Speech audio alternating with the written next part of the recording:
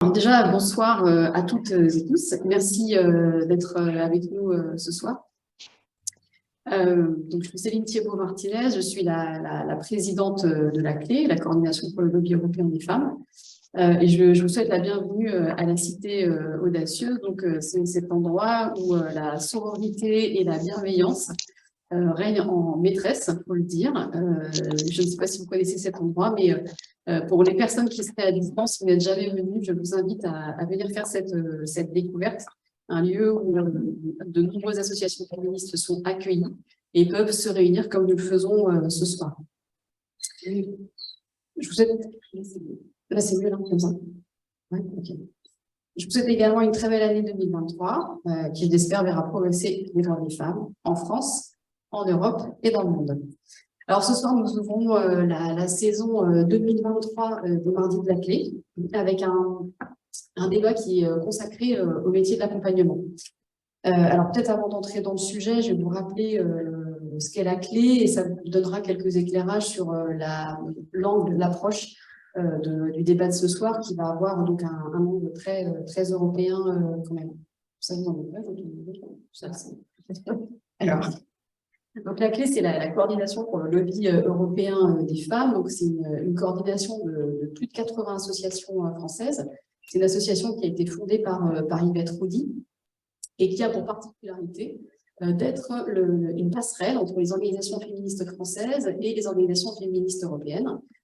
Et donc, nous avons des échanges réguliers avec nos collègues européennes dans un cadre qui s'appelle le LEF, le Lobby européen des femmes, ce qui nous permet avec elles d'être en permanence informés de ce qui se passe dans les autres pays européens en matière de droits des femmes et de nous mobiliser collectivement pour agir en faveur de nos droits. Et à titre d'exemple, en ce moment, donc avec le LEF et enfin avec des organisations féministes européennes, des organisations françaises également, on est très mobilisés sur un projet de directive contre les violences faites aux femmes et aux filles, qui a été donc un projet de directive qui a été lancé par la Commission et sur laquelle, évidemment, nous avons quelques amendements pour voilà, faire progresser et véritablement faire avancer nos droits et ne pas les voir reculer. Depuis donc plusieurs années maintenant, on a organisé ce rendez-vous régulier une fois par mois, donc c'est mardi de la clé. Je rappelle que c'est chaque premier mardi du mois, et comme ça vous noterez que nous ne sommes pas le premier mardi du mois, puisque c'est le mois de janvier. Mais nous vous retrouvons de toute façon au mois de février, on reprendra un petit normal. Alors avant de rentrer dans le sujet, je vais vous donner quelques règles de notre débat, puisque on est à peu près là une vingtaine à la Cité audacieuse et on a également une quinzaine, une vingtaine de personnes qui sont connectées, donc qui nous suivent en distanciel. Donc on va avoir des interventions successives de nos intervenantes. Je précise que nos intervenantes, Brigitte Grézy, que je remercie vraiment, mais chaleureusement d'avoir accepté notre invitation, d'être présente ce soir vraiment au pied levé, d'avoir accepté au pied levé. Donc, on aura son intervention à distance tout à l'heure. Donc, à l'issue de ces interventions, il y aura un temps de questions, donc vous pourrez interroger nos intervenantes, faire part de vos expériences, etc. Et puis, pour les personnes qui sont à distance, tout au long de la conférence, du débat, n'hésitez pas à poser vos questions dans le chat. Mathilde, qui travaille à la clé, notre chargée de mission, me les passera au moment où vous les déposerez ou à la fin du débat pour qu'on puisse interroger nos intervenantes. Alors, cette fois, nous allons rentrer dans notre sujet du métier de l'accompagnement.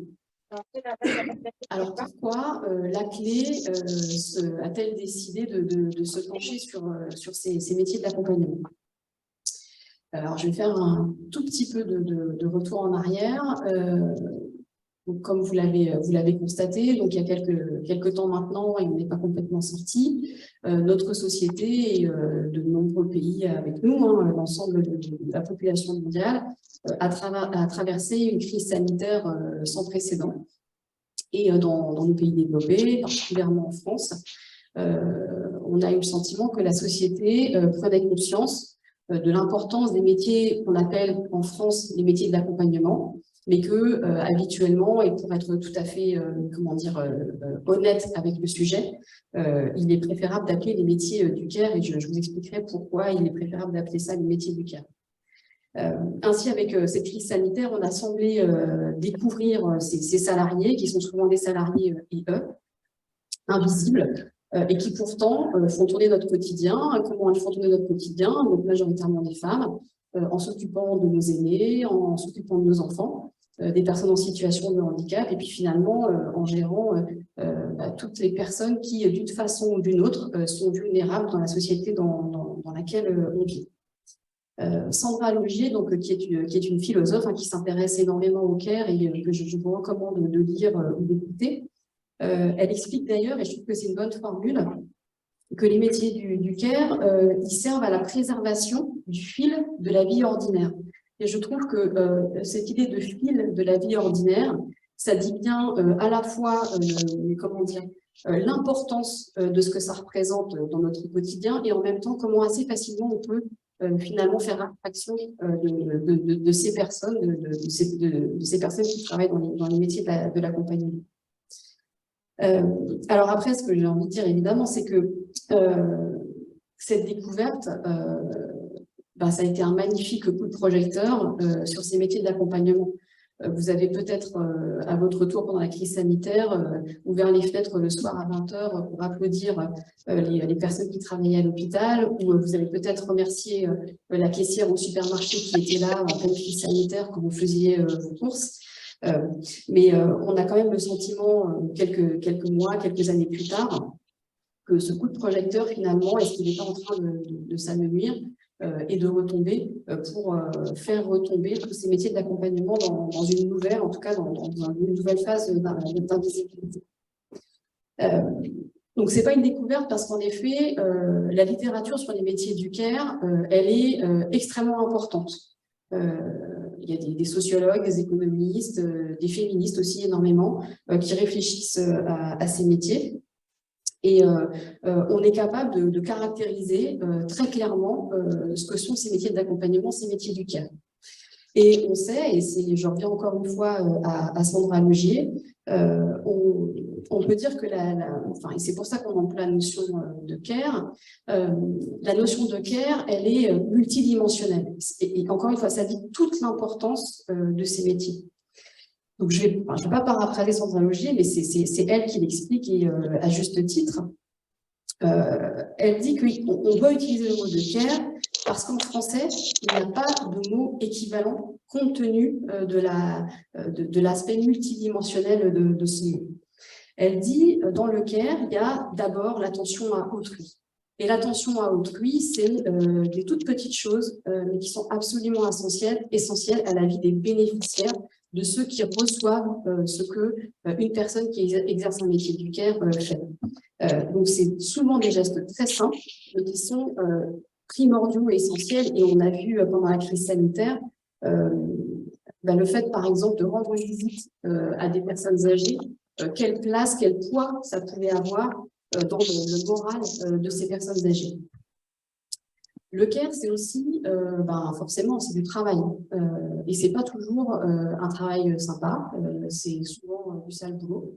Et je le disais tout à l'heure, c'est d'aide à domicile, c'est des caissières, donc voilà, c'est aussi un travail. Et puis, dans le care, il y a une dimension politique qui est extrêmement forte. Et quand on est féministe et que on s'interroge sur sa propre indépendance, sur sa capacité à être indépendante et à faire des choix dans la vie, je pense qu'assez facilement, on mesure l'importance des métiers du care et de leur dimension politique. Les métiers du care, aujourd'hui, ils permettent à bon nombre d'entre nous de pouvoir avoir une carrière professionnelle, de pouvoir aller travailler et de ne pas être cantonné à la sphère domestique comme ça a été le cas pendant des siècles. Et si on résumait, on pourrait dire que la pandémie, elle a permis une chose qu'il est difficile de nier aujourd'hui et qui doit vraiment rester, je pense, dans le débat public, c'est le fait que le care, c'est un sujet central, puisque on est sûr et certain que sans les métiers du care, notre société a quand même quelques difficultés à fonctionner. Alors, une fois qu'on a dit tout ça, on peut se dire bah, c'est super, on va faire plein de choses et on est très très mobilisés. Et d'ailleurs, les pouvoirs publics le sont aussi. En fait, c'est pas aussi simple que ça. C'est aussi pour cette raison qu'on a choisi le sujet. Comme vous le savez sans doute, les métiers du CAR, ce sont des métiers qui sont généralement assez mal rémunérés parce qu'on leur attribue une faible valeur sociale. À l'occasion d'une autre intervention, et c'est, je pense aussi là un peu que l'idée de parler de ces sujets est venue au sein de la clé, on était allé regarder les données d'arrêt de travail, les données de santé au travail des intervenantes, enfin de ces métiers de l'accompagnement. Et j'ai écrit et je le dis, je pense que quand on regarde les chiffres d'accidents du travail, les données de maladies professionnelles, on pourrait presque parler de négligence de la part des politiques publiques pour ces personnes qui travaillent dans les métiers d'accompagnement. Je vais vous donner quelques chiffres pour vous en convaincre. En 2019, donc c'est des données françaises, alors peut-être que Aude Boisseuil aura des chiffres à nous donner. Moi, j'en ai pas trouvé en tout cas collectés au niveau européen. En France, chaque année, il y a 650 000 salariés qui sont victimes d'accidents du travail. Ça, c'est les données de 2019. Sur ces 650 000 salariés, il y a 63% d'hommes et 37% de femmes. La tendance générale, c'est qu'entre 2001 et 2019, le nombre d'accidents du travail a baissé de manière globale, alors même que le nombre de personnes salariées a augmenté. Donc, c'est une baisse, si vous voulez, à deux facteurs. Donc, c'est vraiment une baisse réelle. La baisse, elle a été effective pour les hommes, puisque le nombre d'accidents du travail pour les hommes a baissé de 27,2%. D'accord ? Pour les femmes, il n'y a pas de baisse, il y a une hausse de 41,6%. Alors, il y a eu une tribune récemment, là, il y a 2-3 jours dans le Monde, mais avant cette tribune, si vous avez trouvé quelques articles dans un grand média, je veux bien que vous l'envoyiez parce que j'en ai cherché, j'en ai pas trouvé, qui parlaient de cette problématique d'accident du travail des femmes, de cette hausse d'accident du travail.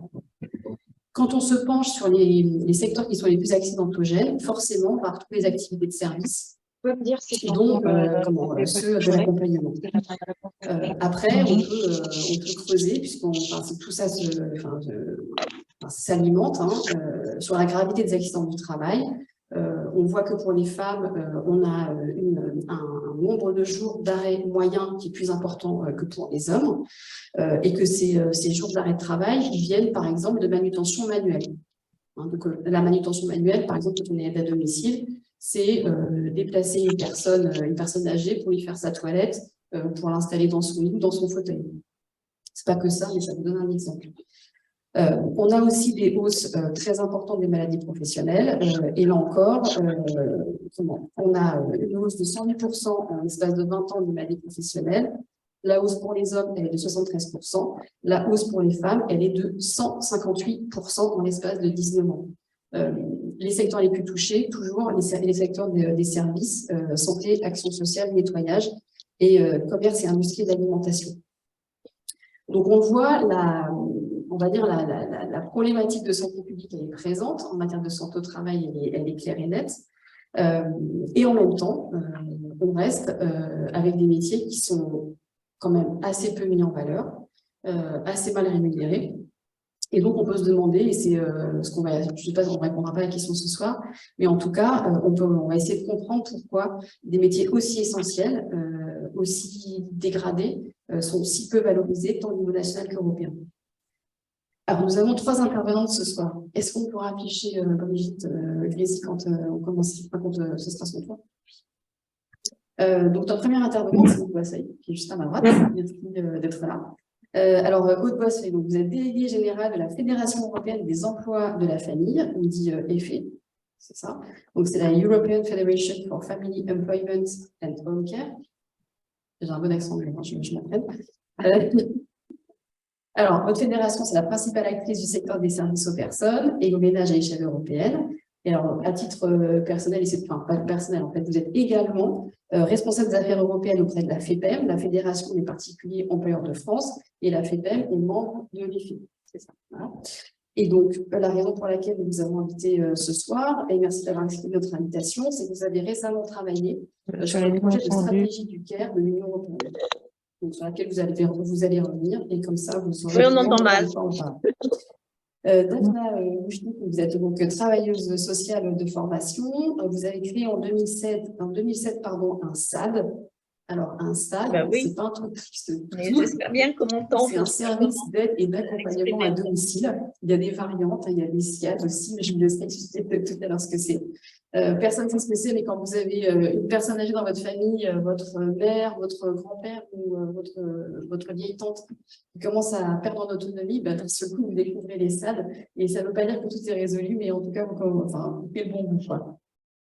Aujourd'hui, vous êtes directrice donc, de ce même service qui s'appelle Logis Vitae. On est d'accord. Donc, c'est une structure d'aide et de maintien à domicile des personnes en situation de handicap ou des personnes âgées ou des personnes dépendantes. Et donc, vous avez vocation à accompagner les personnes qui ont peu ou pas d'argent, parce que on va le voir dans ce que vous allez nous expliquer. Et c'est ce qui a, je pense, provoqué notre rencontre. C'est que vous avez, je pense, une approche très sociale de votre métier. Et vous allez nous expliquer tout ça tout à l'heure. Et alors, elle ne voulait pas que je le dise, mais je vous le dis, et je pense qu'on peut l'applaudir. Elle vient d'être promue au grade de chevalier de la Légion d'honneur.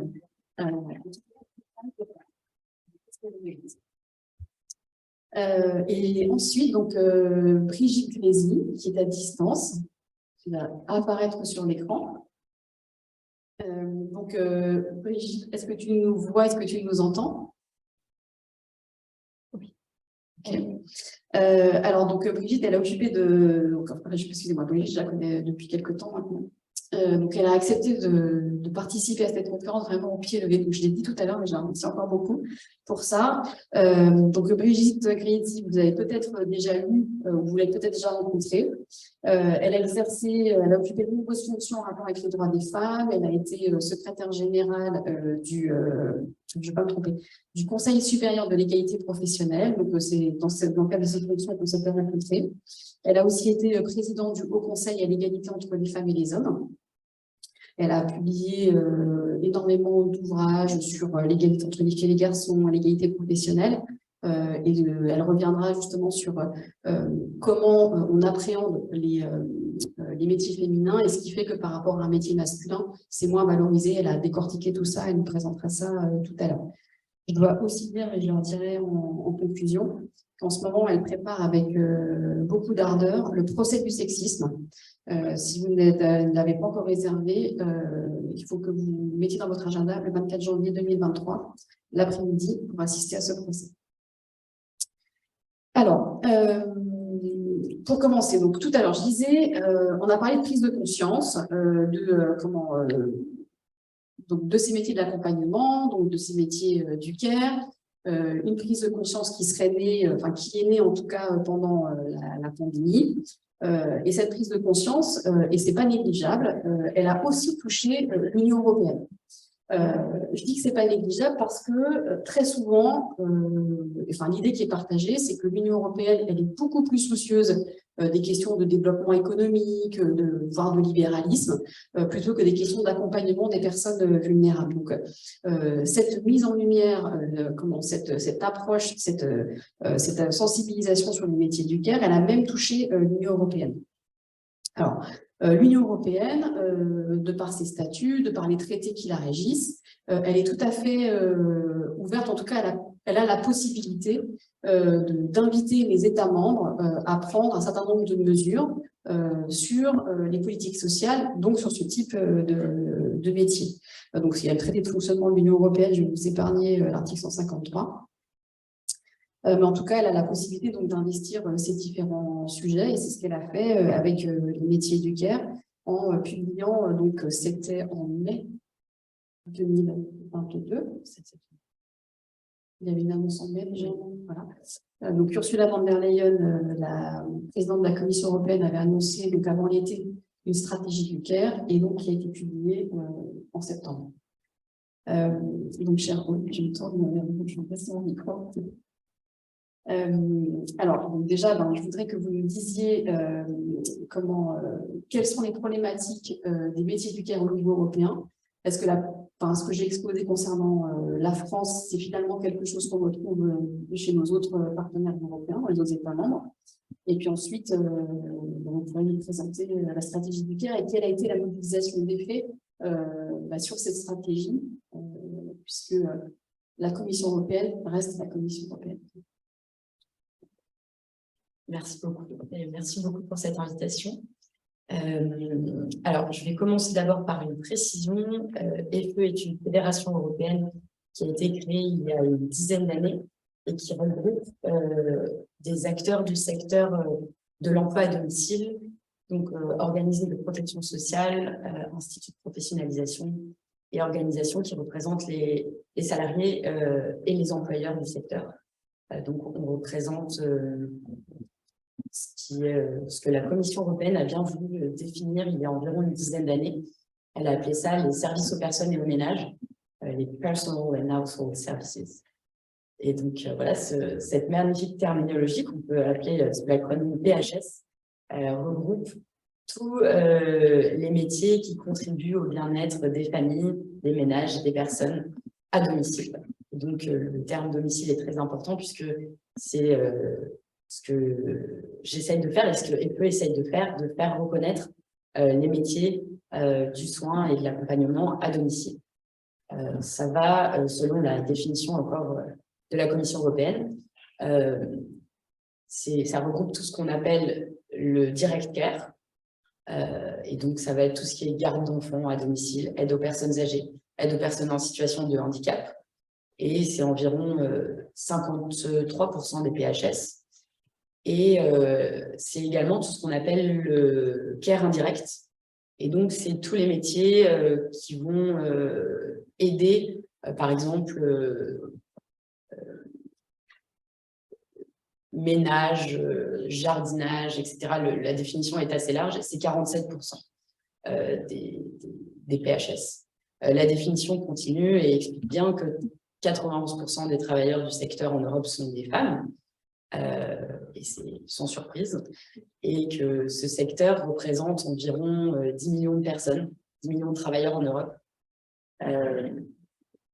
10 millions de travailleurs, c'est environ 4% en moyenne de l'emploi total dans l'Union européenne. Ça représente 7% de l'emploi féminin.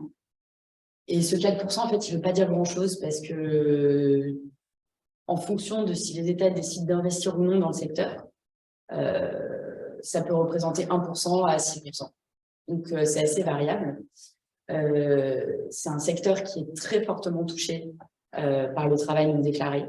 Alors, on parlait des accidents du travail, c'est compliqué pour moi de donner des chiffres parce que, en fait, ça ne voudrait pas dire grand-chose. Ce qu'on essaye de faire au niveau des feux, au niveau européen, c'est comment faire reconnaître ce secteur, comment montrer au pouvoir public européen qu'il faut le structurer. Et ça passe principalement par la lutte contre le travail non déclaré. Alors, j'ai tendance à m'y perdre dans les questions, donc n'hésitez pas à me redire si je... Pas de souci. Voilà, très bien. Et donc, on parlait de la stratégie européenne en matière de soins. En fait, l'Europe sociale, c'est un projet qui date depuis, allez, on va dire, une dizaine d'années. À la base, l'Union européenne n'avait pas vraiment été conçue et créée pour travailler sur les questions d'Europe sociale. Mais à partir de la précédente législature, il y a vraiment une volonté de faire de l'Europe un champion en matière d'Europe sociale. Alors, évidemment, à comparer par rapport aux grandes puissances comme la Russie, la Chine ou les États-Unis. Et donc, vraiment une volonté de travailler là-dessus. Et en 2017, les États membres, les institutions européennes, donc la Commission, le Parlement, le Conseil, ont signé à Göteborg, en Suède, le pilier européen des droits sociaux. Et donc, ce pilier européen des droits sociaux, il y regroupait une vingtaine de principes, notamment les questions d'égalité hommes-femmes, notamment les questions de prise en charge de la petite enfance et d'accès aux soins pour tous et à des soins de qualité. Donc, le socle européen des droits sociaux, le pilier, en fait, la définition change, ça dépend si on le dit en anglais ou en français, a fait son chemin et il a été décidé et annoncé par la présidente de la Commission, Ursula von der Leyen. Donc, une stratégie européenne en matière de soins, c'est assez novateur. Ça touche tous les métiers du soin. Et pour la première fois, ça s'adresse aux bénéficiaires de soins dans toute l'Union européenne et aux personnes qui prodiguent les soins, donc aux travailleurs du soin, qu'ils soient formels ou informels. Et là-dessus, je vais faire une petite précision parce que, en fait, les travailleurs aidants informels, c'est le terme qui est utilisé au niveau européen, c'est informal carers. Ce sont toutes les personnes qui, un jour dans leur vie, ont eu besoin d'aider un proche de manière régulière. Et la définition est assez flexible puisque ça peut être sur une base journalière, hebdomadaire, etc. Il y a des chiffres européens qui sont assez édifiants et je vais prendre mes notes parce que je ne voudrais pas vous raconter n'importe quoi. Mais en gros, il y a un Européen sur 3 qui estime avoir été aidant informel. Et il y a 52 millions de personnes qui estiment fournir des soins informels de long terme pour un proche. Et là, on parle de 1 à plusieurs fois par semaine. Et donc, ça représente 80% de la prise en charge. Et donc, clairement, on voit que les États membres dans l'Union européenne, en fait, la stratégie européenne en matière de soins est obligée de s'adresser à eux parce qu'en fait, les États membres ne pourraient pas répondre aux besoins de vieillissement de la population européenne s'il n'y avait pas les aidants informels. Et donc, c'est pour ça qu'ils sont, et c'est assez novateur, qu'ils sont pris en compte pour la première fois dans un texte européen. On a des chiffres, presque toutes les femmes, donc c'est 92% sont des aidantes régulières et 81% sur une base journalière. C'est prodigieux en termes de chiffres, puisque pour les hommes, c'est 68% réguliers et 48% sur une base journalière.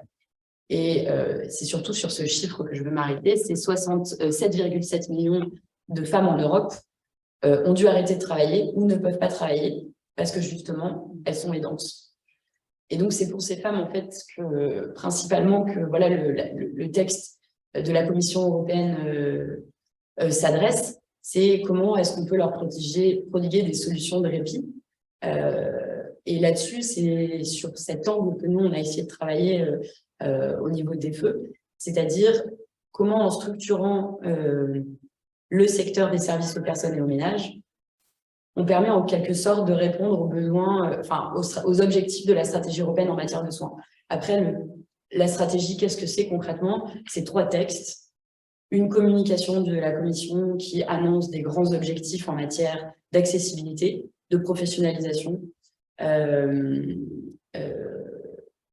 également de lutte contre le travail non déclaré pour tout le secteur, en l'occurrence tout ce qui va de la prise en charge de la dépendance, petite enfance, etc. Et à côté de ça, il y a 2 autres textes qui sont des recommandations.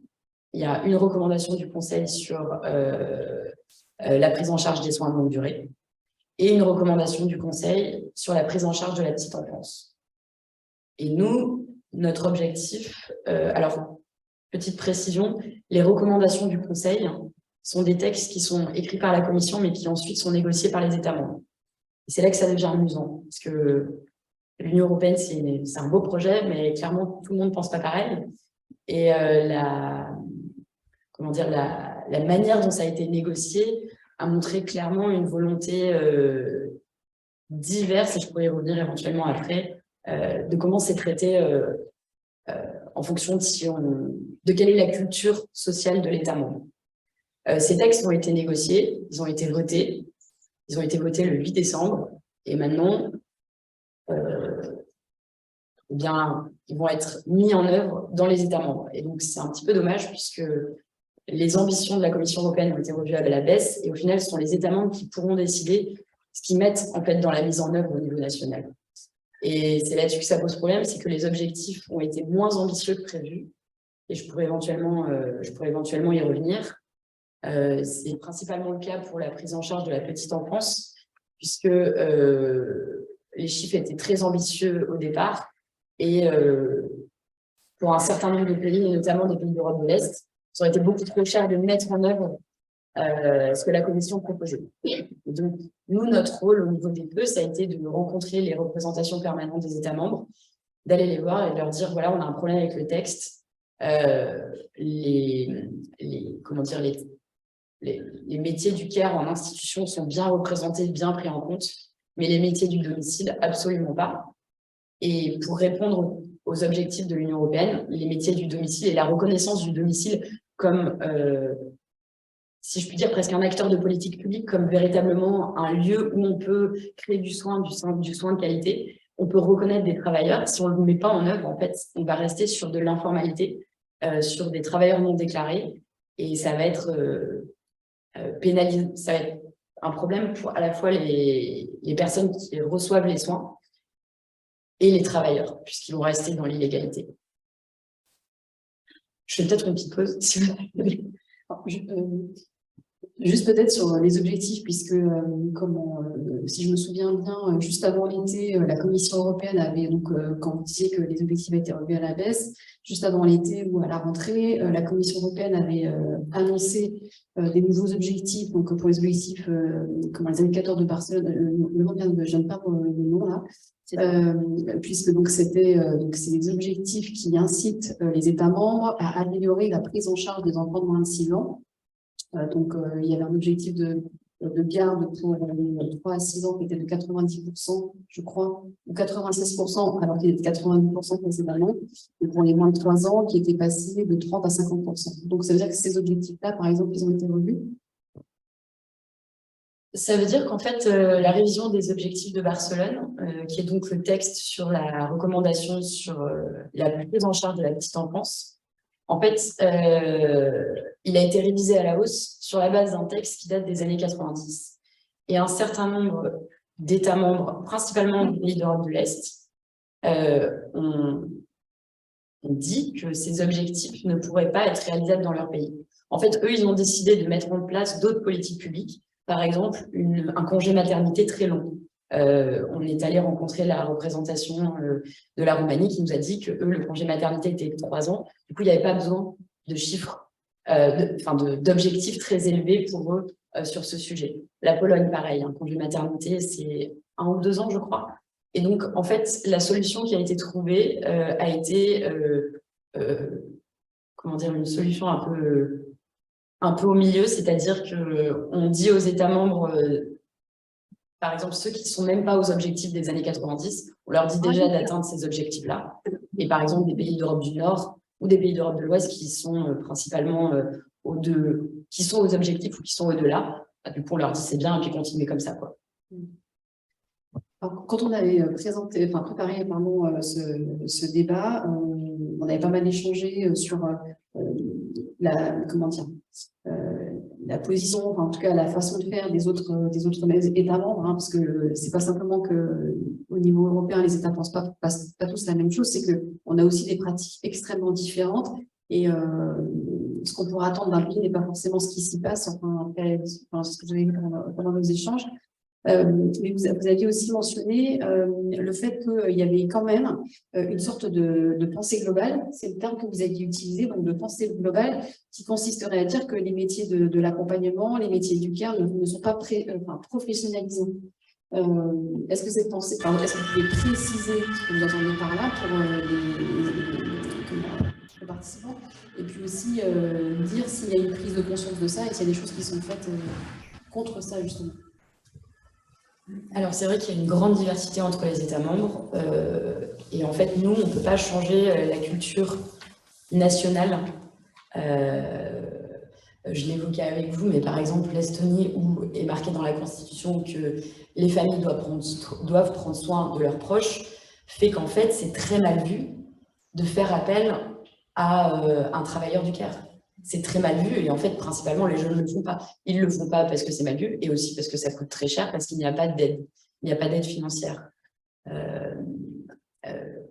Parfois, certains États membres mettent en place des dispositifs qui pérennisent une certaine précarité au niveau des travailleurs. Je pense par exemple à l'Autriche qui a un concept, ils appellent ça le 24-hour care. En gros, la prise en charge pendant 24 heures. Et c'est des auto-entrepreneurs pour lesquels on pérennise une grande précarité et pour lesquels les compétences sont mal reconnues. En fait, quand je vous ai dit il y a un problème de reconnaissance au niveau européen, c'est parce que dans les différents rendez-vous qu'on fait avec les FE, on va rencontrer la Commission européenne, on va rencontrer le Parlement, des députés, on va rencontrer les États membres. Et à chaque fois, au début, on voit bien que ça ne les intéresse pas parce qu'en fait, c'est pas un sujet qu'ils veulent mettre sur le devant de la scène. Alors qu'en fait, quand on creuse le sujet, quand on leur explique vraiment, bien, je me rappelle d'une députée européenne finlandaise qui a commencé à s'éclairer et qui a commencé à dire « Mais oui, ma mère était très âgée, ça a été très compliqué pour moi de trouver quelqu'un pour prendre soin d'elle, c'était très cher, mais je voulais déclarer le salarié. » Et là, d'un coup, ça s'est mis à lui parler. Et en fait, à chaque fois, c'est ça, c'est-à-dire qu'on a tous quelqu'un proche de nous pour lequel on a eu besoin de trouver des solutions nous-mêmes, parce qu'en fait, les pouvoirs publics ne les proposent pas, parce qu'en fait, aujourd'hui, la question du libre choix de décider quel modèle de soins nous correspond le mieux n'est pas vraiment rendu possible dans beaucoup d'États membres. Et on se rend compte que, comme c'est des métiers, parce que ça a été dit, l'année dernière, j'ai participé à un séminaire sur la lutte contre le travail non déclaré, où il y a quand même... Alors, c'était un homme qui a expliqué en gros que c'était des métiers que les femmes réalisaient, donc il n'y avait pas vraiment besoin. En fait, il fallait plutôt régulariser les aidants informels plutôt que de créer des vrais métiers professionnalisants. Moi, ça m'a énormément choquée, mais en fait, je me suis rendu compte que c'était la manière de penser de pas mal de gens, en fait. Comme c'est des métiers... C'est pas vraiment des métiers, les femmes peuvent le faire. Les femmes s'en sont occupées pendant des centaines d'années. Donc, en fait, finalement, pourquoi est-ce qu'on pourrait créer des vraies professions à partir de là? Et c'est justement ça qu'on essaye de changer. On a travaillé sur un projet européen, donc un programme financé par la Commission européenne pour créer vraiment comment on pourrait appeler ça,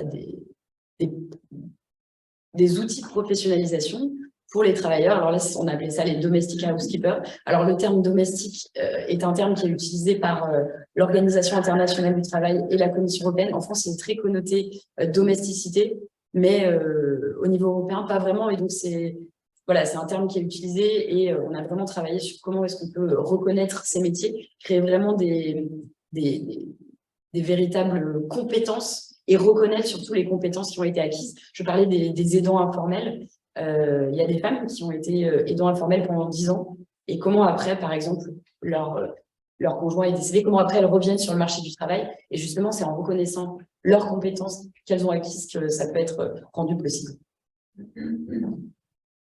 Merci. Donc, je vais passer la parole maintenant à Daphna. Donc, Daphna, on l'a vu, vous êtes chef d'entreprise. J'ai commencé un peu à dévoiler ce que vous faisiez en disant que vous avez une approche, en tout cas, j'ai le sentiment que vous avez une approche vraiment très sociale dans votre façon de faire. Je pense que vous vous donnez vous-même un rôle social et qu'il a de la consistance. Simplement vous dire aussi, si vous passez à la FNAC, je pense, enfin, dans les endroits, que Daphna Bouchnik a écrit un certain nombre de livres. Justement, on parlait tout à l'heure de mettre en lumière ces métiers. Donc, on a ici La vie chez soi. Il y a également Première ligne. Et puis, en 2018, vous avez également publié Derrière vos portes. Et à chaque fois, vous témoignez ou vous faites la porte-parole des personnes qui travaillent avec vous et qui, au quotidien, accompagnent les personnes vulnérables. Alors, la première question que je voulais vous poser, c'est que très souvent, quand on parle de métier d'aide à domicile, on pense à un métier difficile. J'ai donné un ou deux exemples tout à l'heure avec des contraintes pour celles qui l'exercent. Moi, j'aimerais que vous reveniez sur ces contraintes. Parce que ici, il y a quand même, ça a été le cas dans plusieurs débats. On aime mettre les mots, dire ce qui se passe vraiment et pas utiliser des formules un peu comme ça qui cachent la réalité des choses. Donc, j'aimerais que vous reveniez sur quelle est la réalité du travail des aides à domicile qui sont dans vos équipes. Et puis aussi que vous me disiez, vous, en tant que chef d'entreprise, employeuse de ces personnes, des difficultés auxquelles vous êtes confrontés. Ce que ça veut dire de spécificité. Bonsoir à tous. Je ne sais pas si ça marche. Non, ça marche pas. Je vais vous passer. C'est mieux là? Oh là là, mais après, je ne suis pas très en forme, je ne voudrais pas l'utiliser. Alors, on n'entend pas. Ça va, Boris qui est périmé. Je pense que c'est une petite indigestion. Mais je vous raconte pas prochainement. Pardon. Bonsoir. Alors oui, moi je suis travailleuse sociale de formation. Je pense que ça a beaucoup influencé la chef d'entreprise que je suis devenue. Et le projet de mon service était d'abord et avant tout d'accompagner des gens dans le respect de leur choix. Moi, je suis pas ni pro-domicile ni pro-établissement. J'ai envie que les gens puissent mener la vie qu'ils souhaitent tout au long de leur vie, jusqu'au bout de leur vie. Et si c'est domicile, j'avais envie de pouvoir y apporter un peu une réponse, quoi, modestement. Et donc, du coup, je me suis lancée dans la création de ce service qui est complètement à vocation sociale et qui travaille beaucoup de gens qui n'ont pas beaucoup de sous, voire pas du tout de sous. Donc, il faut faire avec les politiques sociales de notre pays, qui sont certes imparfaites, mais qui ont le mérite d'exister. On en parle un petit peu en off par rapport à la réalité européenne. Et en fait, très vite, ce secteur que je découvrais, moi, je suis passée de l'enfance au grand âge, je fais un grand écart, la pyramide des âges, et j'ai compris assez vite que les salariés de ce secteur allaient peut-être très vite devenir les victimes collatérales de mes bonnes intentions. Et je me disais que c'était pas possible de se dire qu'on faisait d'un côté du soutien, de l'aide, du social, qu'on prenait soin des gens, et que, bah, tant pis, c'était comme ça, c'était systémique, on me disait c'est comme ça, bah, on n'a pas de solution, et du coup, la réalité de ce secteur, c'est que on fait appel essentiellement, enfin, on fait appel, en tout cas, ce sont des femmes qui font ce métier-là, que c'était à l'époque, c'est un peu moins vrai aujourd'hui, en tout cas, je l'espère, du temps de travail partiel subi, beaucoup de gens, en tout cas sur les grandes villes issues d'immigration, voire primo-arrivantes, des femmes seules avec enfants, pas de formation. Donc voilà, très, très à la merci de celle que j'étais, quoi. Enfin, en tout cas, et donc je me suis dit, eh ben, c'était pas mon projet initial, mais il faut que je prenne le contre-pied de cette réalité. Et il faut que quand mon service au même moment que mon service grandit, il faut qu'on améliore tout ça pour les femmes qui travaillent avec moi. Et donc, on est passé d'arriver à construire des emplois du temps cohérents, avec le moins de coupures possible, du lundi au vendredi, ne pas imposer le travail le samedi, le dimanche et le soir, alors même que nos services ont besoin d'intervenir 24 sur 24.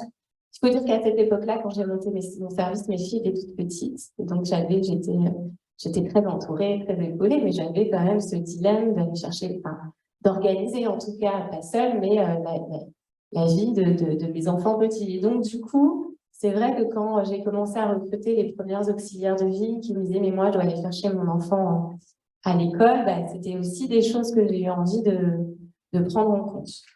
Assez rapidement, j'ai compris aussi que le levier de la formation était un levier de liberté et d'émancipation de celles qui travaillaient avec moi. En fait, j'avais surtout très envie qu'elles ne soient jamais coincées avec moi.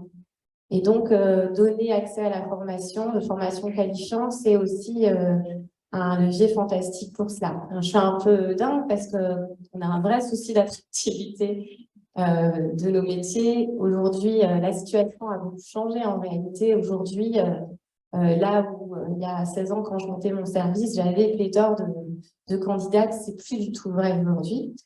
Et donc, du coup, de permettre à des auxiliaires de vie, par exemple, de passer un diplôme d'aide-soignante, alors même qu'il n'y a pas d'aide-soignante dans mon service, c'est prendre le risque qu'elle s'en ira. Mais c'est pas grave. En fait, ce n'est pas un risque. C'est une chance et pour elle et pour moi de ne pas la voir coincée dans un métier qui ne lui plaît plus et qu'elle ne ferait plus avec du cœur. Moi, je ne suis pas très à l'aise avec les mots anglophones. Je suis dyslexique, alors forcément, je pense que c'est une petite incidence. Mais moi, je parle beaucoup des métiers du prendre soin. Je trouve que ça colle bien. Et c'est avant tout un métier de cœur. Alors, dans la petite présentation, vous disiez sale boulot, je comprends bien pourquoi. En tout cas, c'est des métiers qui ne sont pas suffisamment valorisés. Mais moi, ce que je voudrais dire avant tout, c'est que le métier d'auxiliaire de vie, c'est un métier fantastique de lien, d'aventure humaine, de sens, d'intelligence, voilà. Donc moi, je trouve que c'est un très beau métier. Ce qui lui manque aujourd'hui, c'est des conditions de travail et de rémunération suffisantes. Et ce que j'ai réussi à mettre en place dans mon service, s'est beaucoup développé. Et en fait, je pense que si j'ai réussi à faire ça, c'est qu'aujourd'hui, on accompagne beaucoup de gens dans une même rue. Enfin, vous voyez, donc ça permet à l'auxiliaire de vie de ne pas perdre son temps dans les déplacements, voilà. Mais ce que j'ai réussi à développer dans mon service, c'est pas tous les services ne peuvent pas le faire, quand bien même les employeurs seraient d'extrême bonne volonté. Et qu'en est-il en zone rurale? Enfin voilà. Je crois quand même qu'il est important de souligner que même si nos politiques sociales en France ont le mérite d'exister, et oh là là, j'avais mis en mode avion mais ça n'a pas marché. Elles ont le mérite d'exister, elles ont le mérite de, voilà, donc nous on bricole avec 3 bouts de ficelle pour arriver à, voilà, on va chez des gens 1h30 quand il faudrait y aller 6 ou 7 en réalité. C'est ça qui est très dur pour la personne qu'on soutient et très violent aussi pour le professionnel qui sera auprès de cette personne, qui va rester une demi-heure, 1 heure pour revenir le soir, qui va fermer la porte, qui va dire mais qu'est-ce qui se passe quand je suis pas là? Enfin, il y a aussi une charge mentale, une pression sur la professionnelle qui est très lourde, qui est directement liée aux politiques sociales qui nous sont proposées et avec lesquelles il faut faire avec pour le moment. Oui, alors je vais faire avec ce micro quand même. Dans les politiques sociales que vous évoquez, et c'est vraiment très très présent dans l'aide à domicile, il y a la question des financements, en fait, parce que tout à l'heure, on a parlé des conditions de travail des aides à domicile. Je vous ai invité à exposer les conditions de votre travail à vous en tant qu'employeuse. J'aimerais bien que vous reveniez dessus. Alors, le financement d'aide à domicile, c'est un truc très complexe, hein, franchement. J'espère que vous n'aurez jamais affaire à ça. Enfin, bon, il y a des spécialistes, c'est très bien. Mais j'aimerais que vous en disiez quelques mots pour qu'on puisse mesurer à quel point gérer des personnes qui interviennent à domicile avec toutes les contraintes qui sont liées à ce travail, les ports de charge par exemple, les déplacements, les horaires atypiques que vous avez évoqués, des amplitudes de journée aussi qui sont parfois excessives, c'est-à-dire que on peut avoir besoin de quelqu'un très tôt le matin, mais aussi très tard le soir, ce qui fait que certaines aides à domicile ont une très longue journée, les temps de transport, etc. Est-ce que vous pouvez préciser comment vous faites pour gérer ça dans des contraintes à vous en tant qu'employeur? Moi, j'ai été frappée par le témoignage, en tout cas la présentation du cas de Marie, la vie, le petit bout de vie de Marie Basile, qui est retracé dans un livre que je vous invite vraiment à lire, qui s'appelle Les femmes du lien. Les femmes du lien, donc c'est un ouvrage qui est à la fois reportage photo et en même temps BD, qui a été fait par un monsieur qui s'appelle Vincent Jarousseau. Et donc il a fait cet ouvrage pendant la crise sanitaire et il a suivi une de vos intervenantes, donc Marie Basile. Et Marie Basile, à un moment donné, elle s'est blessée. Et donc, comme je vous l'ai dit, les personnes qui ont ces métiers, elles ont souvent des arrêts. Enfin, elles ont plus que les autres des arrêts de travail, elles ont des arrêts de travail assez longs. Et malgré un arrêt de travail de 6 mois, un problème de dos, vous êtes parvenu à, on va dire, réinsérer Marie Basile sur le marché du travail, enfin, en tout cas dans son activité. Et je voudrais que vous reveniez dessus et que vous précisiez aussi toutes vos contraintes en tant qu'employeur. Ouais, je vais essayer de rien oublier. Quand on a quelqu'un comme Marie Basile dans son équipe, on fait tout ce qu'on peut pour qu'elle revienne. Elle a bénéficié d'un mi-temps thérapeutique en réalité, ce qui m'a permis de la faire, voilà, qu'elle n'ait pas de perte de salaire, mais qu'elle travaille à mi-temps. Et ce qui a été très compliqué, ce qui est très compliqué pour les services d'aide à domicile, c'est qu'il fallait que je lui trouve quelqu'un qui avait les moyens et qui avait besoin, qui avait donc à la fois besoin et à la fois la possibilité de financer 4 ou 5 heures d'affilée chez elle.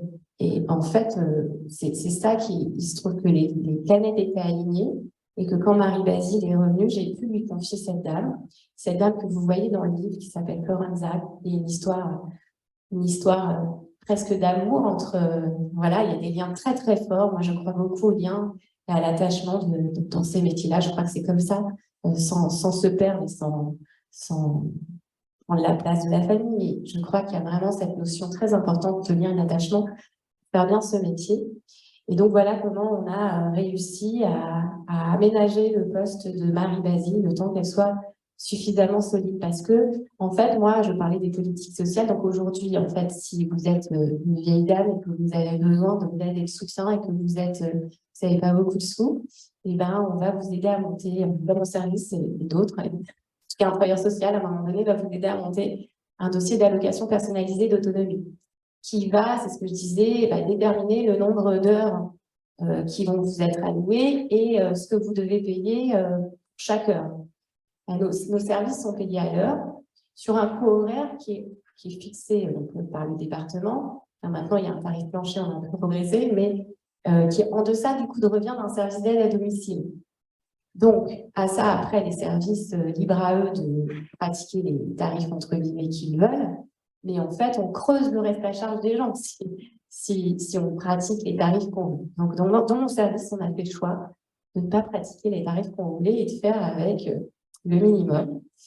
Et ce minimum, en fait, il ne prend pas en compte, vous l'avez dit, les temps de déplacement, les temps nécessaires de coordination, les temps de formation, les temps aussi d'échange de pratiques avec leurs pairs, parce que c'est aussi important c'est des métiers où elles peuvent très vite être des travailleurs isolés, et donc nous, il faut absolument que les services d'aide à domicile prennent le contre-pied, tout ça, et tout ça ne rentre pas du tout dans le financement.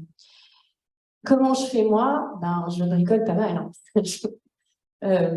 En plus, oui, il y a un truc très qui me met moi très en colère, c'est qu'en plus, les départements ont mis en place quelque chose qui s'appelle la télégestion, qui est un vrai super outil où l'auxiliaire de vie badge quand elle arrive et quand elle part. Moi, je trouve ça très bien parce que ça permet de savoir à quelle heure elle est arrivée, ça permet de rassurer une famille quand il y a un trouble de la mémoire, que les gens me disent qu'elle n'est pas venue. Alors voilà, c'est très bien. Sauf qu'en fait, les départements se servent de ça pour payer les services d'aide à domicile. Ils nous payent à la minute.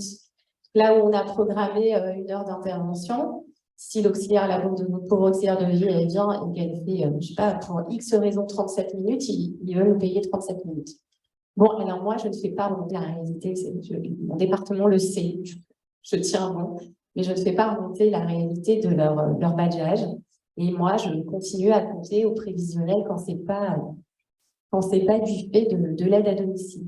Mais en fait, en réalité, pour arriver à faire ce qu'on fait collectivement dans nos services, parce que tous ces fonctionnements-là, on les a pensés, réfléchis, discutés avec l'ensemble de l'équipe, les auxiliaires de vie, mais aussi les travailleurs sociaux, les coordinateurs sociaux qui travaillent avec moi, qui sont là, mais voilà, c'est beaucoup de bricolage et beaucoup d'injonctions contradictoires où en fait on prend la décision la moins pire, mais qui n'est pas celle qui nous sécurise. Je suis toujours, je ne sais pas si vous avez vu ce film hors norme, sans parler de scénarios aussi catastrophiques, on est toujours à prendre la moins mauvaise décision et on n'est jamais en sécurité en fait dans nos interventions, et c'est ça qui est vraiment difficile. Si je peux me permettre, en fait, je voulais juste te dire que la crise sanitaire, même si elle nous a un peu réveillés, finalement pas trop.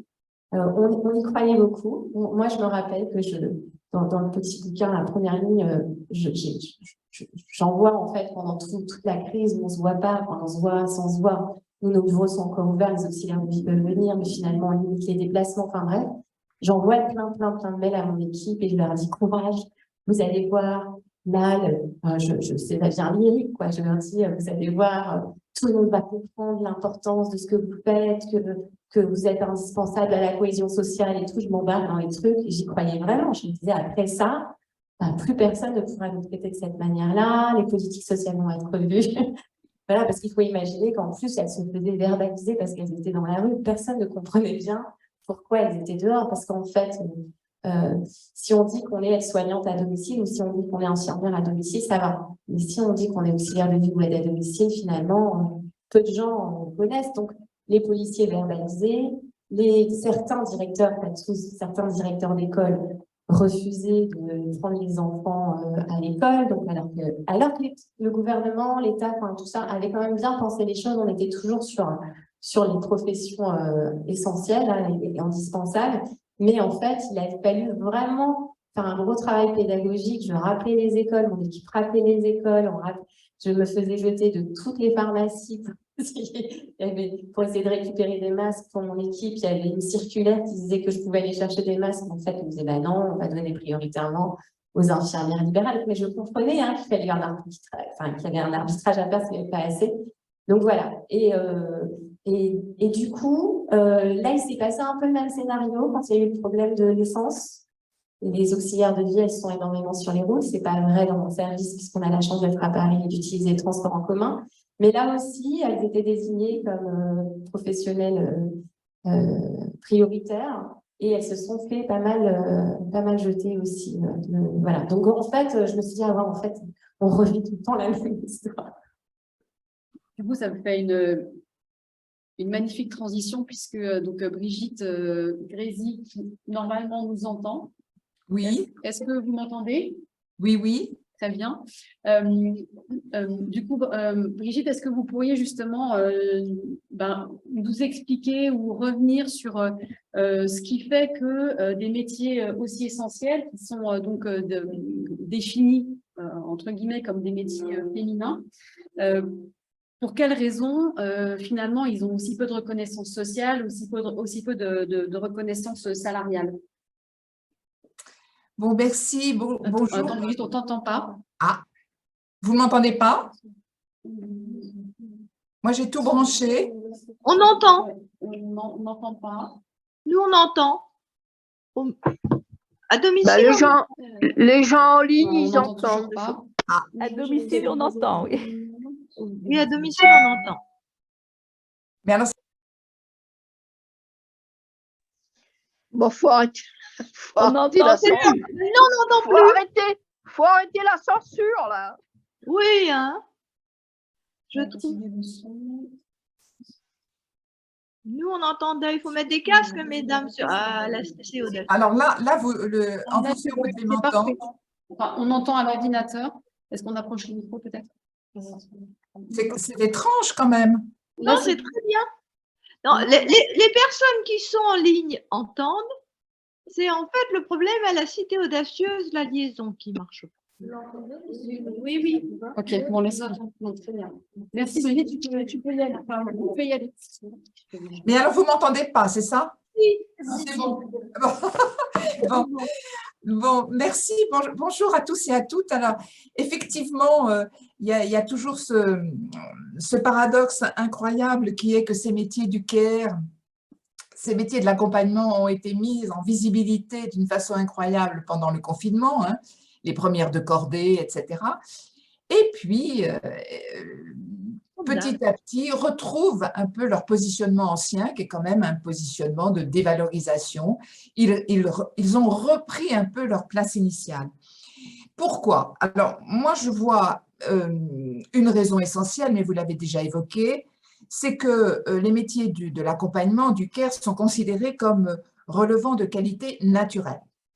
Il n'y a, aux yeux de ceux qui valorisent les métiers, il n'y a pas d'apprentissage technique, pas de formation poussée selon eux, et ce sont des compétences qui sont développées naturellement par les femmes et au sein des familles, avec presque une filière maternelle, hein, ça s'apprend de mère en fille, voilà, ce sont ces compétences, le soin à autrui, tout ce qui concerne le corps, l'hygiène, la nourriture et la charge mentale, qui sont considérées comme acquises naturellement par une sorte d'apprentissage naturel. Alors évidemment, cet apprentissage dit naturel entraîne une dévalorisation des métiers du care, avec cette binarité habituelle qu'on connaît bien dans le sexisme, hein, c'est-à-dire l'infériorisation du pôle féminin par rapport au pôle masculin. Les métiers majoritairement féminins sont dévalorisés parce que finalement faciles. Alors, c'est un cercle vicieux. C'est un cercle vicieux parce que ça a des conséquences très fortes sur le choix des filières et des métiers par les jeunes générations et surtout par les garçons qui, au moment de l'adolescence, c'est-à-dire au moment des choix, subissent une sorte de double déqualification, ont peur d'une double déqualification. À la fois, c'est des métiers de filles, donc j'y vais pas, et à la fois, c'est des métiers peu valorisés socialement, donc j'y vais pas non plus. Et c'est souvent en deuxième ou troisième métier que les garçons peuvent venir à ces métiers du care, mais délibérément en sortant d'école, on considère que ce n'est pas pour eux. Et puis, le deuxième impact, c'est un impact très fort sur la pauvreté des femmes, car ces métiers sont des métiers très difficiles, beaucoup à temps partiel, beaucoup avec des horaires atypiques, tout ça, vous l'avez dit, avec des conditions de travail difficiles. Alors, premièrement, c'est évidemment faux. Les métiers du care, les métiers de l'accompagnement, et vous en avez parlé, exigent des compétences qui sont extrêmement ciblées. On nous montre, par exemple, que dans le soin à la personne, quand on fait la toilette d'une femme ou d'une vieille dame, eh bien, il faut faire attention qu'on ne mette pas trop vite la main devant le visage, ou en tout cas que le gant de toilette serve d'abord à nettoyer le visage avant de nettoyer les parties intimes, qu'il faut anticiper la demande, qu'il faut éviter l'insécurité dans laquelle elle se trouve. Autrement dit, c'est un métier à des compétences multiples et qui nécessite des formations de plus en plus poussées. Et ce qui se passe finalement, c'est que au-delà des conditions de travail extrêmement difficiles, et vous en avez parlé, la question qui se pose pour ces métiers, c'est vraiment la valorisation des compétences. C'est vraiment la valorisation des compétences qui est un exercice qui se fait dans le cadre des classifications d'emploi, qui est une négociation qui doit être menée par les négociateurs de branche à des rythmes réguliers. Et ces compétences de ces métiers d'accompagnement ne sont absolument pas valorisées à la hauteur de ce qu'ils devraient être. Et donc, je pense que pour ces métiers, bien sûr qu'il faut dire, on va arranger les conditions de travail, on va travailler sur le temps partiel, on va donner des primes, on va augmenter globalement. Mais je pense surtout qu'il faut remettre à plat totalement les grilles, la pondération des critères pour ces métiers de l'accompagnement. Parce qu'on arrive à quelque chose de fou, c'est-à-dire qu'on survalorise les métiers des gens qui s'occupent de notre argent, on sous-valorise les métiers des gens qui s'occupent de nos enfants et des personnes âgées dépendantes, ce qui est quand même, pour notre civilisation actuelle, quelque chose qui est totalement inversé. Alors, cette question de l'évaluation des métiers, elle est centrale et elle est compliquée. C'est vraiment Rachel Silveira, Séverine Lemierre qui a travaillé sur ces questions. Et plus récemment, nous, au Conseil supérieur de l'égalité professionnelle, avec Marie Becker, on a vraiment tenté de, notamment, comment requalifier les métiers du care. Alors, on est aidé par le droit. On est aidé par le droit, puisque dans l'article L3221-4 du Code du travail, on a une définition de ce qu'est un travail de valeur égale, et donc qui doit entraîner une égalité de rémunération, égalité de rémunération pour un travail égal ou de valeur égale. Donc, dans cet article, on définit les compétences qui sont considérées comme étant de valeur égale et qui peuvent nous aider à travailler sur une revalorisation des métiers du care. Eh bien, ce sont tous les travaux qui exigent un ensemble comparable de connaissances professionnelles consacrées par un titre, un diplôme ou une pratique professionnelle. Première chose, les connaissances. Deuxième chose, des capacités découlant de l'expérience acquise. Deuxième chose, l'expérience. Troisièmement, de responsabilité. Troisième chose, la responsabilité. Et enfin, quatrième chose, la charge physique ou nerveuse. Ces 4 éléments, nous en avons fait ce qu'on a appelé le carré des facteurs ou le carré des critères, peuvent être complètement redimensionnés pour ce qui est des métiers de l'accompagnement. Parce que, qu'est-ce qu'on voit? C'est que pour ces métiers, il y a des critères manquants, il y a des critères manqués et il y a des compétences discrètes absolument pas prises en compte. Alors, je m'explique. Les critères manquants, c'est des critères qui n'existent pas pour décrire un certain nombre de métiers. L'exemple le plus clair, c'est la pénibilité des métiers d'aide à la personne dans le port de charge. On prend en compte le port de charge dans les métiers industriels. On a transformé les sacs de 40 kg de ciment en sacs de 2 fois 20 kg pour que les travailleurs âgés puissent les prendre en compte et les femmes. Mais la pénibilité du port de charge, et vous avez parlé tout à l'heure des accidents du travail et du problème de la santé des femmes, évidemment rétroagissent fortement sur la santé de ces femmes. Alors, dans les critères manqués, c'est des critères qui sont présents, mais qui sont très peu visibles et insuffisamment pris en compte. Par exemple, je vous donne l'exemple de dans une barre d'immeuble, il y a la concierge qui est là tous les jours et qui s'occupe de mettre un petit peu d'ordre dans les halls d'immeubles qui sont très occupés par des jeunes. Et puis, il y a celui qui est une sorte de supervisionnaire de toute l'intendance qui vient une fois par semaine. Or, qui a la charge lourde de travailler dans les halls d'immeubles, de gérer tous ces jeunes? Qui a la charge lourde de transporter les poubelles et de voir comment on peut faire mieux? C'est évidemment la concierge qui, en termes de responsabilité, a une cotation d'emploi qui est 2 fois moins importante que le superviseur hebdomadaire qui ne prend aucun risque physique, par exemple. Donc ça, c'est vraiment des choses qui sont à prendre en compte. Et la troisième chose, c'est qu'il y a des savoir-faire discrets. Qu'est-ce que c'est les savoir-faire discrets? C'est des savoir-faire qu'on ne doit pas remarquer. Par exemple, le ménage, quand il est bien fait, on ne le remarque pas. On remarque quand c'est sale. Eh bien, on a aussi des compétences discrètes dans tous les métiers et surtout dans les métiers majoritairement féminins. On a interrogé des penseuses de bloc opératoire, celles qui donnent les pansements au moment de l'opération, et on leur dit « Qu'est-ce que vous faites ?»« Oh ben moi, je ne fais rien, enfin, je donne des pansements. » Et on se rend compte en décrivant les tâches qu'en fait, ces femmes-là, elles pensent avant qu'il faut donner tel pansement, qu'il faut donner telle pince, qu'il faut se retirer, autrement dit, elles font un contrôle qualité permanent et ça n'est pas du tout pris en compte, c'est payé comme quelqu'un qui passe des pansements.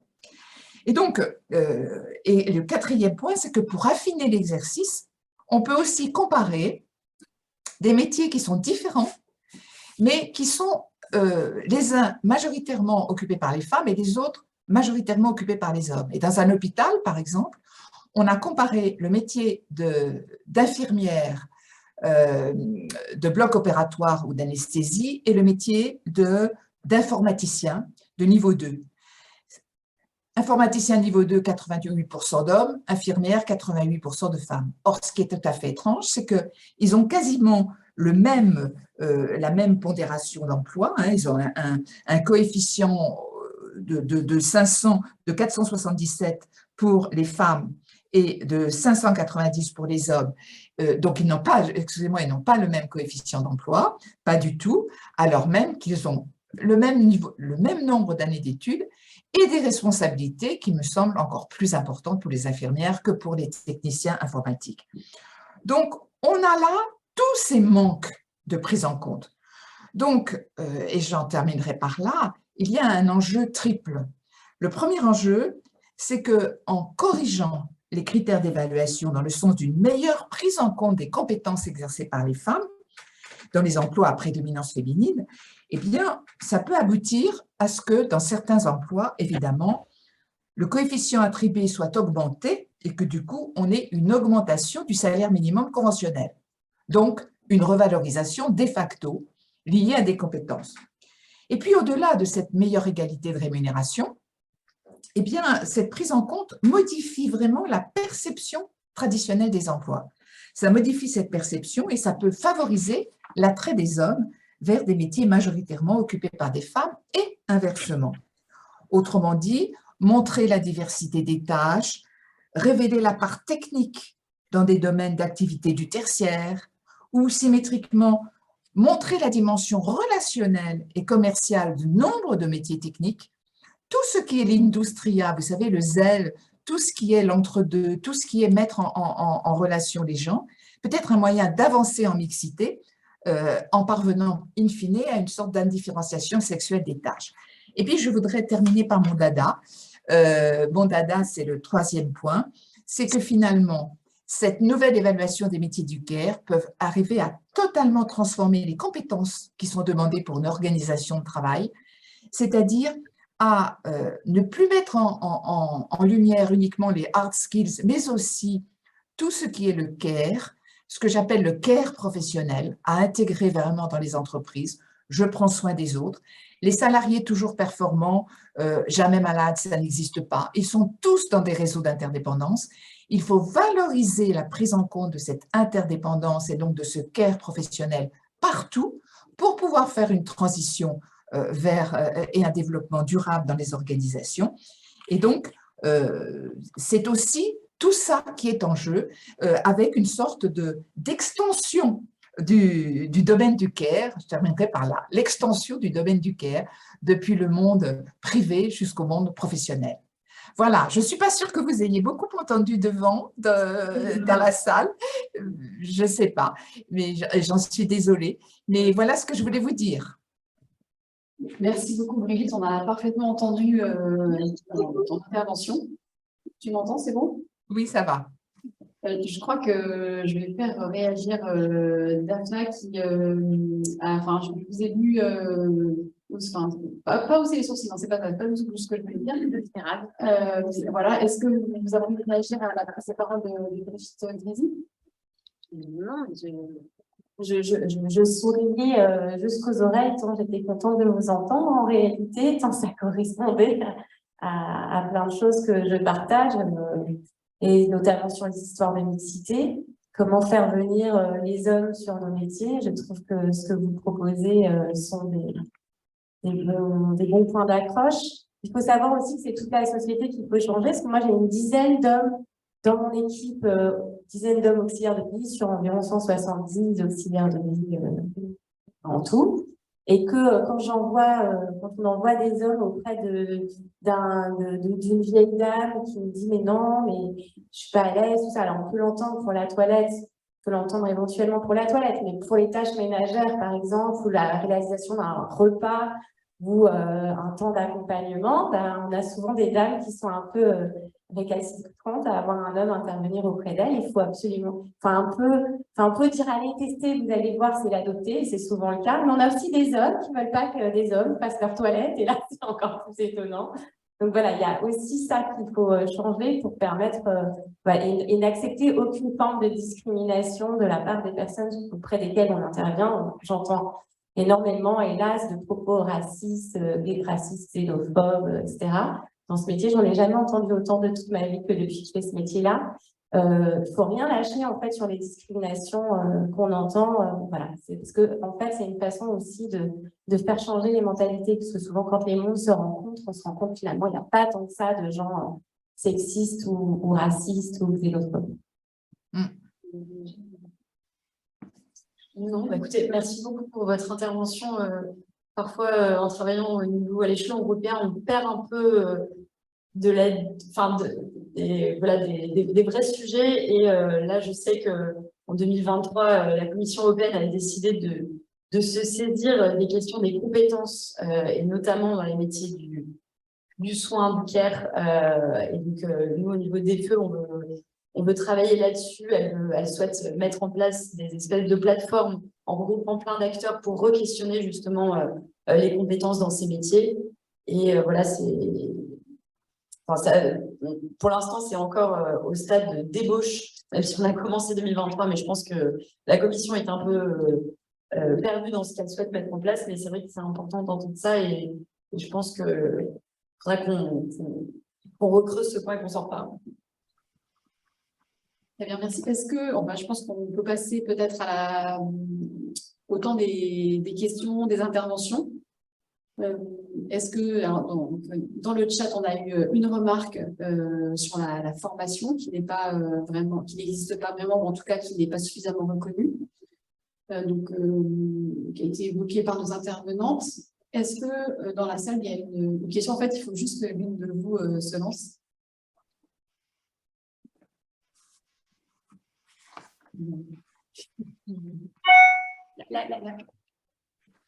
Si la question a été posée, je me permets de... La question de la formation, il y a des formations. En fait, il y a pléthore de formations. C'est peut-être ça le problème d'ailleurs. Il y a un super rapport que je vous encourage à lire, qui est le rapport de Myriam El Khomri en 2018, qui fait quand même un bel état des lieux, un triste état des lieux d'ailleurs. Voilà. Et donc, elle dit qu'il y a pléthore de titres pour être auxiliaire de vie, et que du coup, c'est déjà difficile pour le tout à chacun d'identifier ses métiers. Et si en plus, il y a plein de diplômes à passer pour finalement occuper un seul et même métier, ça, c'est très compliqué. Et par rapport à la précarité, c'est pas une question qui a été posée, mais je tenais à vous dire quand même, Ce même rapport dit que le taux de précarité, toute profession confondue au plan national, c'est 6%. Pour les aides-soignantes, c'est 3%. Donc, les aides-soignantes sont en deçà du taux national. Mais pour les auxiliaires de vie, c'est 18%. Donc, on comprend bien qu'on a quand même là un sujet majeur de précarité. Et si le médico-social a un record incroyable d'accidents de travail, il est certain que le domicile est le champion, toute catégorie des accidents de travail. Il y a un vrai sujet, aussi parce qu'on intervient au domicile des gens. Donc, il n'y a pas enfin, voilà, je ne dis pas que c'est souhaitable que les inspecteurs du travail rentrent dans les domiciles, mais du coup, il est très difficile d'imposer des choses en termes d'aménagement du domicile pour préserver la santé des salariés. C'est aussi une vraie bataille.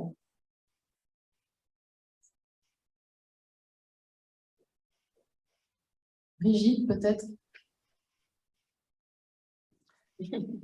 Alors, moi, je n'ai pas tout à fait entendu la question. Il y en a pas. Oui, c'est une réaction. En fait, il y avait pas de question. Là, c'était plutôt une réaction sur le fait qu'il existait des tas de formations pour faire auxiliaire de vie. Enfin, tu as entendu ça? Non. Excusez-moi, j'entends vraiment pas bien. Ah oui, bon, alors. Ouais. Mais peut-être qu'il y a d'autres questions et que je peux répondre à d'autres questions. Il y a pas, c'est plutôt une réaction est-ce que tu avais une réaction à ce qui a été dit jusqu'à maintenant? Le rapport El Khomri a été évoqué, par exemple. Est-ce que toi, tu avais des choses à ajouter par rapport à ton intervention, ou est-ce que ce que tu as entendu depuis le début du débat? J'ai l'impression que tu n'entends pas. J'entends, mais alors je ne sais plus pourquoi je n'entends plus. Je ne sais pas ce qui se passe. Bah, c'est très étonnant. Et malheureusement, je n'étais pas là pour le début du débat puisque j'étais dans une autre… tout au début, je n'ai pas pu écouter voilà, tout le monde. Enfin, tu peux rajouter d'autres choses si tu le souhaites. Est-ce que dans la salle, il y a des questions? Toujours pas. C'est juste oui. Moi, je suis Véronique Jenel et je suis de Elles aussi. Et on s'occupe beaucoup, enfin, samedi, j'étais encore dans une réunion avec des femmes, justement pour parler des aidants, qui étaient la plupart des aidantes de leur mari, qui étaient en mauvaise santé. Du coup, ça les paralysait, elles avaient plus de vie sociale, elles ne pouvaient plus aller faire leur réunion avec leurs amis, etc. C'était très compliqué. Et en fait, chaque fois, c'était un grand merci. Un grand merci qui sortait envers tous ces aidants, ces personnes qui passaient toute la journée. Et quelquefois même, elles me dérangeaient parce qu'elles étaient là, il y avait toujours quelqu'un. Donc ça, c'est quelque chose que je pense, enfin pas ma question, mais un peu mon constat, c'est que même si on a le sentiment que ça n'a pas pu bouger suffisamment, cette crise sanitaire, avec vos applaudissements et tout ce qui s'est passé, je pense quand même qu'il y a des choses qui changent et qui évoluent. Et je me réjouis quand même d'entendre parler que ça concerne tout le monde, même les gens qui travaillent, à un moment donné, ils ont besoin d'être aidés, d'être accompagnés. Et je crois que c'est là-dessus qu'il faut s'appuyer. Et je pense que la reconnaissance, elle va arriver un petit peu à la fois maintenant. Je me dis, c'est comme beaucoup de thématiques, quand il s'agit de changer, d'évoluer des opinions, des choses qui, comme on dit, on a un lourd héritage. Et je pense qu'il faut vraiment du temps pour que l'évolution se fasse, mais je crois que c'est dans tous les domaines, que ce soit la place des femmes en politique, pour ce qui nous concerne, que ce soit au niveau du soin, l'Europe aussi. Je pense qu'il y a vraiment des choses qui bougent, mais c'est vraiment toujours trop doucement par rapport à ce qu'on voudrait. Oui. Vas-y. Oui, je peux répondre peut-être. Oui, c'est bon.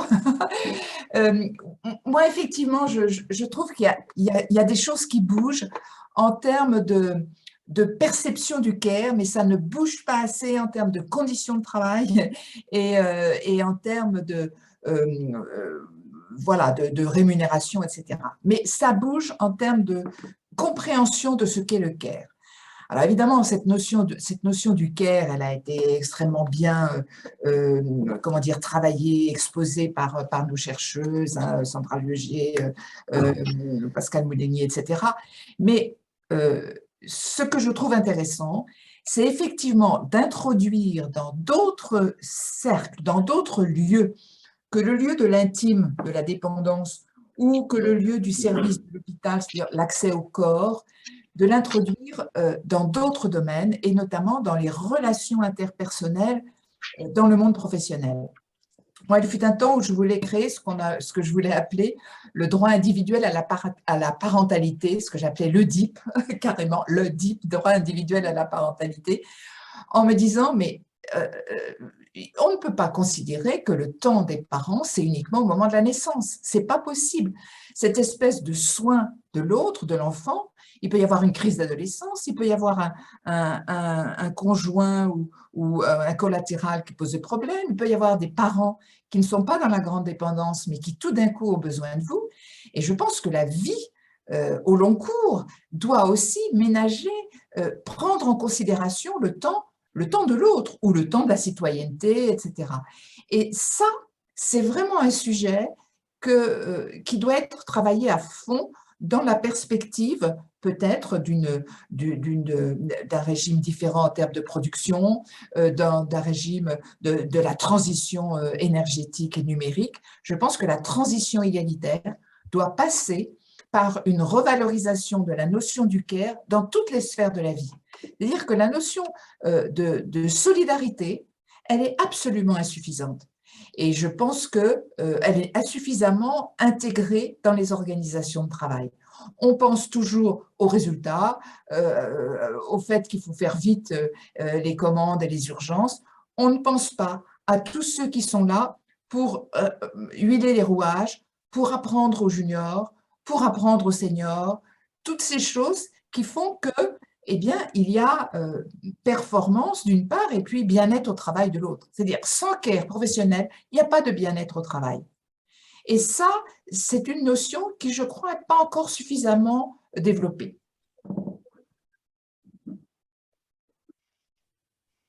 Alors, on a, je vais reculer parce que Ah, oui, il y a une question, oui.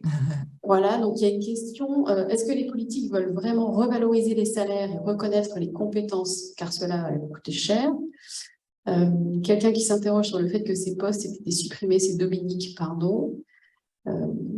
Et puis, il y a quelqu'un qui remarque que ce sont les pratiques qui doivent évoluer et le politique doit l'entendre et le reconnaître comme une compétence professionnelle. Est-ce que vous avez envie de réagir à ça?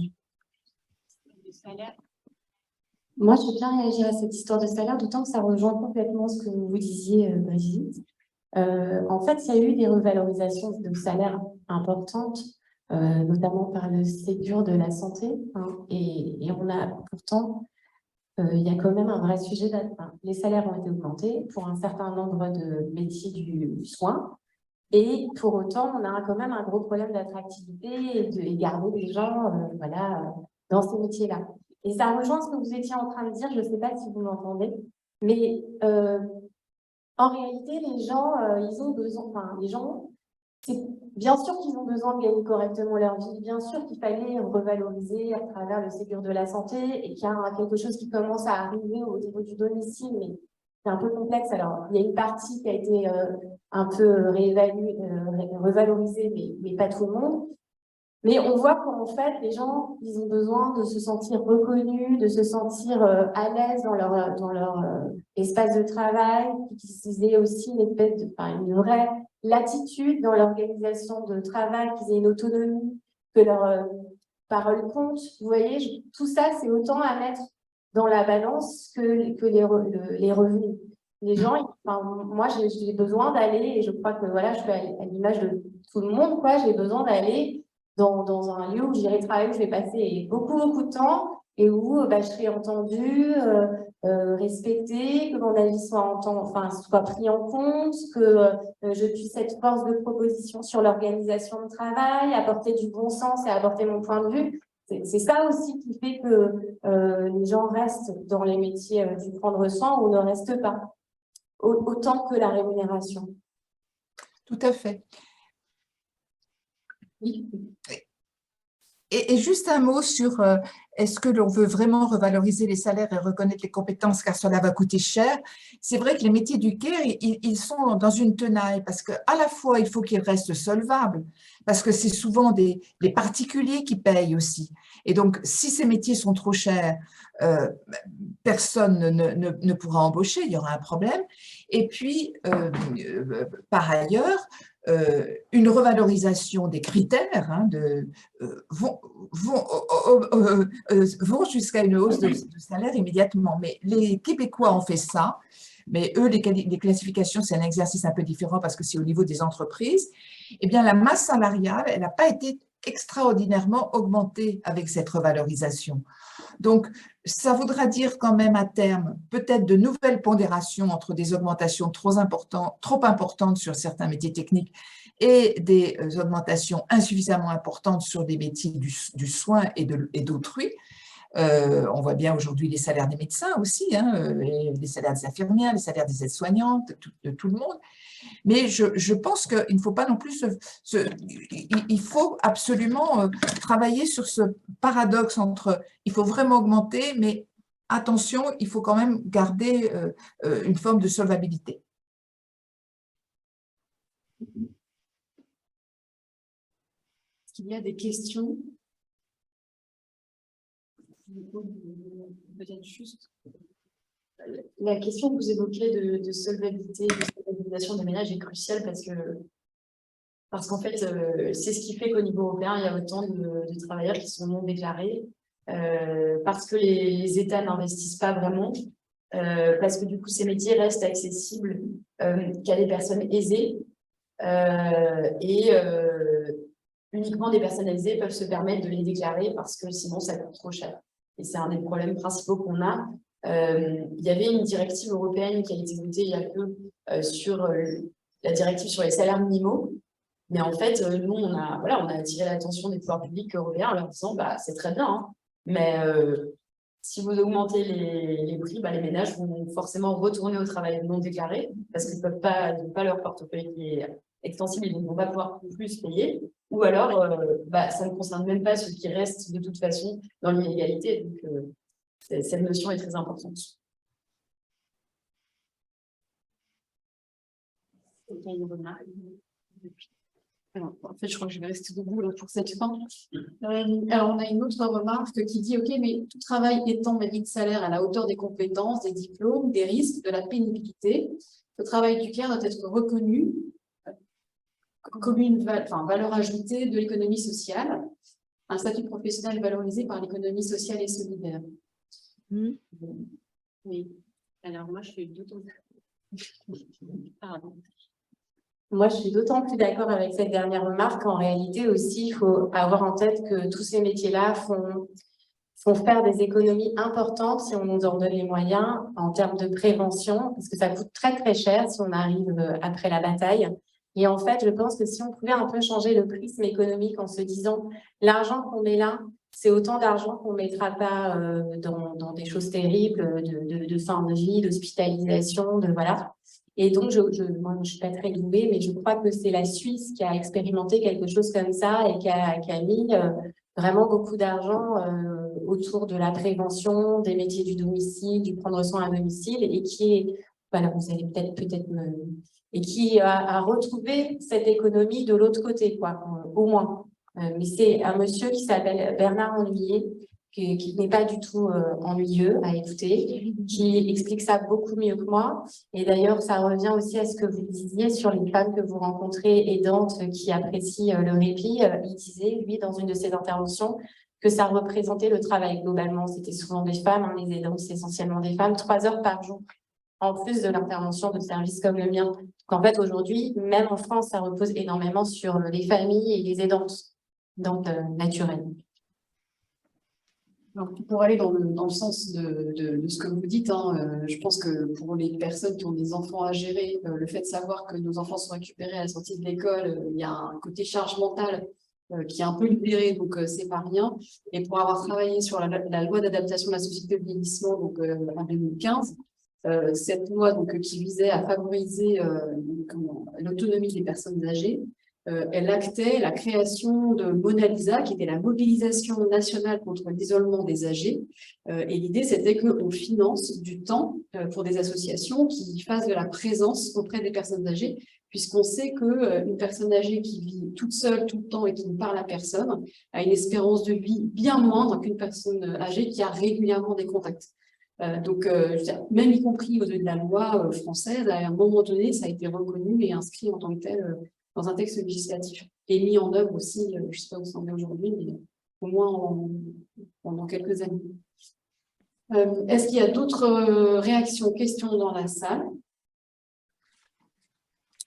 Écoutez, je vais conclure. Alors, je ne vais pas du tout faire une belle conclusion parce que évidemment, vous avez dit beaucoup de choses. Le sujet est à la fois complexe, il est dense, il est aussi très frustrant, hein, vraiment. Parce que on a toutes très conscience de l'importance de ces métiers de l'accompagnement, ces métiers du care, ces métiers du cœur, comme vous l'avez dit, ces métiers du prendre soin. Et en même temps, on fait quand même le constat que la mobilisation des pouvoirs publics, hein, qu'ils soient nationaux ou européens, n'est quand même pas à la hauteur des enjeux. Là, tout de suite, maintenant, et c'était le cas quand je t'avais préparé ce débat, moi j'aurais envie je ne veux pas dire d'aller faire une manif, hein, mais quand même de se mobiliser. Quand on s'était parlé, je vous disais mais c'est pas possible, il faut faire une tribune, je suis payée à la minute. Enfin, qui dans ce pays est payé à la minute en sachant la minute commence au moment où je rentre chez la personne. C'est au moment où je décroche le téléphone chez la personne âgée et ça s'arrête au moment où je raccroche, c'est-à-dire que ça ne tient pas compte du fait que j'ai poireauté devant l'interphone parce qu'une personne âgée met du temps à venir ouvrir la porte, etc., etc. Qui supporte ce type de conditions de travail et cette façon de voir son travail reconnu. Bon, je ne vais pas vous annoncer la mise en œuvre, je ne sais pas, l'organisation d'une manifestation internationale et mondiale. Donc, en tout cas, je vous remercie beaucoup. Je remercie nos intervenantes vraiment qui ont apporté de magnifiques éclairages sur ce sujet. Si vous avez des questions, je pense qu'on peut les adresser, Brigitte, éventuellement, si là, dans la discussion après, vous avez des questions à poser à nos intervenantes. Je dois remercier, parce que la première fois que j'avais oublié, c'était pas bien, les personnes de la clé, donc Mathilde, notre chargée de mission, Marie, qui nous a rejoint très récemment, et Inès, qui nous accompagne aussi dans le cadre de ces études. Et que vous dire d'autre, vous donnez rendez-vous pour le prochain débat de la clé, le février 2023, le 7 février 2023, premier mardi du mois. Enfin, vous verrez ça sur les réseaux sociaux. Et puis aussi, donner rendez-vous, je l'ai dit un petit peu en intro tout à l'heure, au procès du sexisme, qu'organise notamment Brigitte avec Ensemble contre le sexisme.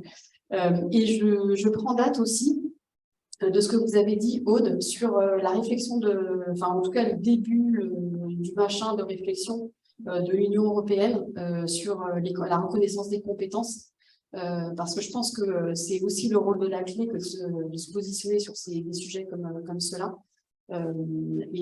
Si on peut le faire notamment avec vous, ça serait pas mal. Voilà, je crois que j'ai rien oublié, je me tourne vers Mathilde qui vient après. Donc, je remercie toutes les personnes qui nous ont suivis pendant le débat à distance. Nous allons couper la conférence et je vais inviter les personnes qui sont à la Cité audacieuse avec nous à nous rejoindre et à prendre un verre parce qu'on a prévu quelques petites choses à grignoter et il y a quelques boissons. Voilà, on profitera pour fêter cette nouvelle année. Merci beaucoup, merci à tous, merci beaucoup. Au revoir. Au revoir.